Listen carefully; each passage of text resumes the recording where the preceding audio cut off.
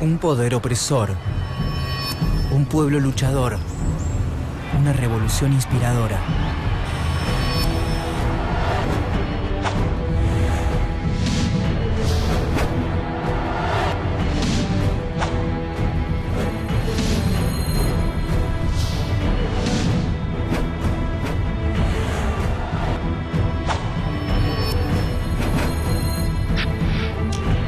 Revoluciones.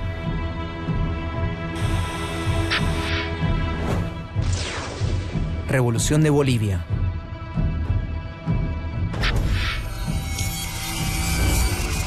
(1900). El inicio. A principios del siglo XX, en Bolivia, las clases sociales se dividen según la raza. Gobierna el país el estrato más alto, una minoría blanca compuesta por empresarios mineros, latifundistas y políticos. Más abajo se encuentran las clases medias, profesionales, empleados privados y estatales, estudiantes y los trabajadores de las minas. En el escalón más bajo están los pueblos indígenas, que representan el 60% de la población. La economía del país está sustentada por la extracción de estaño, una industria que deja a los privados más ganancias que al propio gobierno. Esa extracción, a su vez, se sostiene por la explotación inhumana de los trabajadores. Poco ha cambiado desde la conquista española. Ni la ambición sobre las riquezas, ni la pobreza del pueblo, ni el deseo de terminar con la dominación.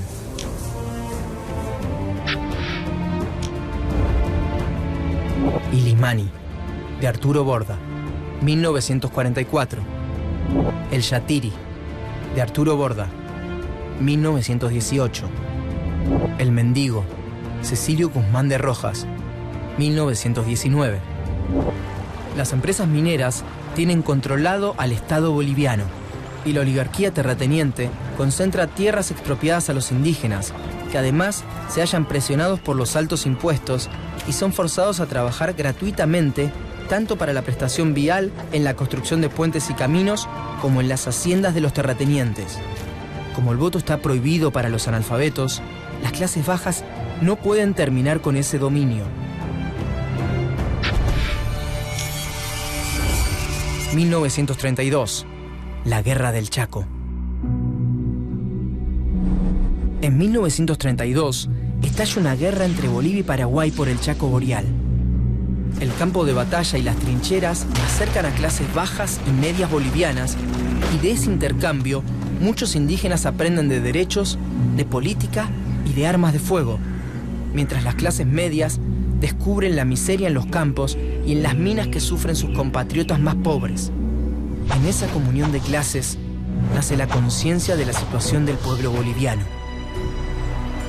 En 1935, Bolivia pierde la guerra, y esto provoca en la población el surgimiento de un gran sentimiento nacionalista. Muchos jóvenes del ejército, que repudian la actitud incompetente de sus jerarcas durante la guerra, entran a la política. Estos jóvenes oficiales inauguran un periodo de golpes de Estado y de gobiernos militares de izquierda que nacionalizan la petrolera estadounidense Standard Oil y crean los yacimientos petrolíferos fiscales bolivianos, promueven la sindicalización obligatoria de los trabajadores y crean un nuevo código del trabajo que reduce la jornada y establece un seguro social. 1939. Golpe de derecha. En 1939, el socialismo militar es desalojado del gobierno por la oligarquía, que retoma el control del Estado y coloca como presidente a Enrique Peñaranda, quien se vincula fuertemente con los Estados Unidos, prometiéndoles los minerales necesarios para la campaña de la Segunda Guerra Mundial que está en marcha. Durante el gobierno de Peñaranda surgen agrupaciones de izquierda y nacionalistas, entre las que se halla el Movimiento Nacional Revolucionario, MNR, fundado por intelectuales de clase media y alta, como Víctor Paz Estenssoro. Nombre: Ángel Víctor Paz Estenssoro. Lugar y fecha de nacimiento: Tarija, 2 de octubre de 1907. Origen social: medio alto. Profesión: político. El MNR Es nacionalista, antioligarca y antiimperialista. Y es apoyado por algunos grupos militares y por los movimientos obreros y campesinos. 1943.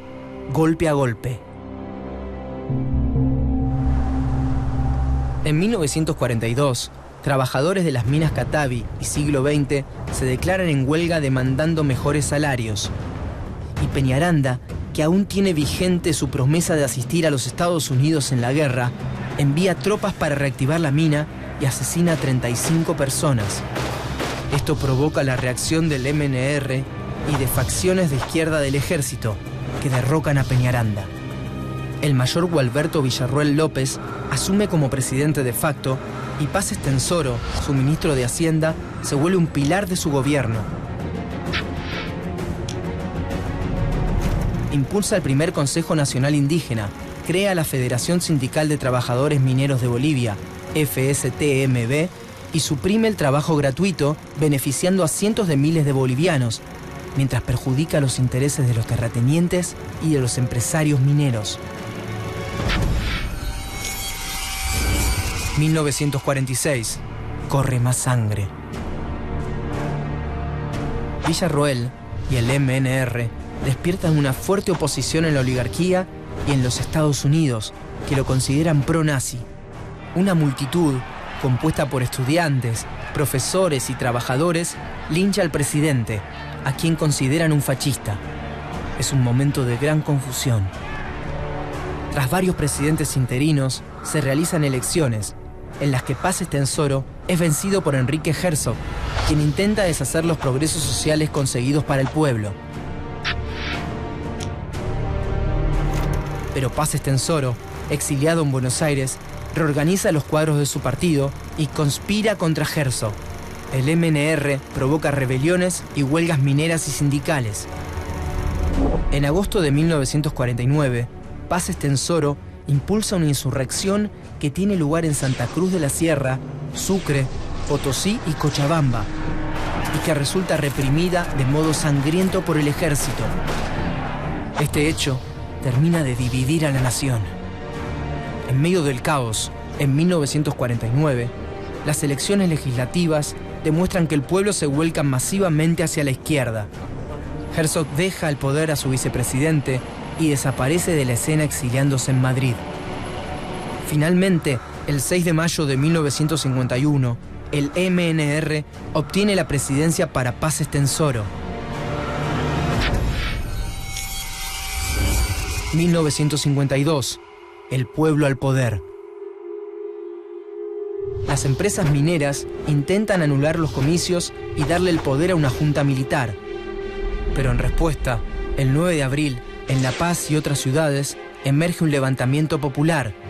Mineros y campesinos armados, en su mayoría mestizos e indios, se unen a las milicias del MNR y a la Federación Sindical de los Mineros y enfrentan al ejército, que busca tomar el poder.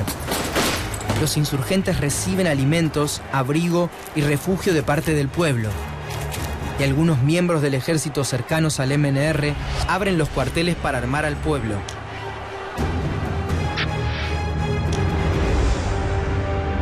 Plaza Murillo, La Paz. Diario La Razón, 1952. Revolución en La Paz.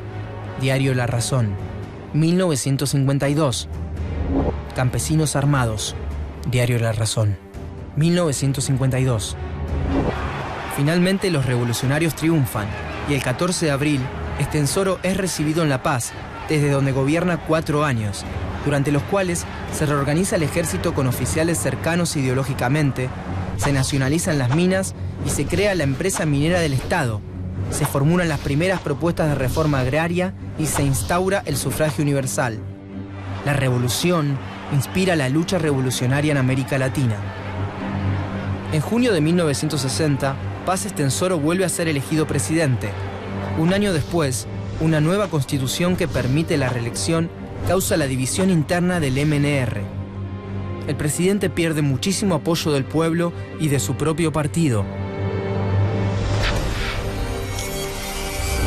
1964. El fin de la revolución.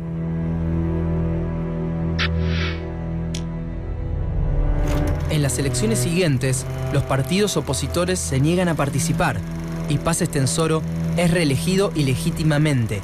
Y poco tiempo después, en 1964, es derrocado por el general René Barrientos, su propio vicepresidente. La revolución pierde legitimidad y esto provoca que mineros, opositores y campesinos se manifiesten en contra. El ímpetu revolucionario se diluye con el tiempo, pero demuestra el poder de los indígenas, campesinos y mineros organizados en la política del país. Un poder que recién en el 2005 coloca al primer presidente indígena en Bolivia.